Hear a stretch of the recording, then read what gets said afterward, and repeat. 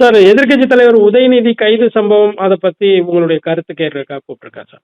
அருவருக்கத்தக்க அன்பார்லிமெண்டரி வேர்டுன்னு சொல்லுவாங்க.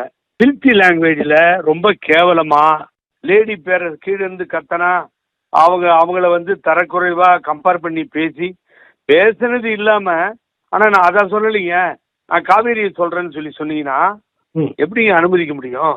எந்த லேடிஸ் இதை ஒத்துக்குவாங்க சொல்லுங்க பாப்போம்? தாய்மார்கள் ஒத்துக்குவாங்களா? காவேரியா இருக்கும்போது என்னத்துக்கு சட்டமன்றத்தில் என்னத்துக்கு பயப்படணும் இவங்கள பார்த்து? அந்த மாதிரி சும்மா சொல்லிக்கிறது இது இருக்கிறது. நீங்க பேசுறதுக்கு பயிர் சொல்லணும்னா நாளைக்கு சட்டமன்றம் கொடுத்துன்னு பயிர் சொன்ன என்ன அர்த்தம்? நீங்க பேசுறது நியாயப்படுத்தி கரெக்டா தப்பா அது என்ன சொல்லணும்? நீங்க அதை விட்டுட்டு நீங்க வந்து இதுக்கு போன என்ன அர்த்தம் சொல்லுங்க பார்ப்போம். தவறான செயல்பாடுகளில் இந்த எதிர்கட்சி தலைவர் மூன்றாவது முறையாகிவிட்டது. இன்னைக்கு கவர்மெண்ட் வேடிக்கை பார்க்காதுங்க. வந்து அரசு தனது கடமையை செய்யும் வேறு வழி இல்லை.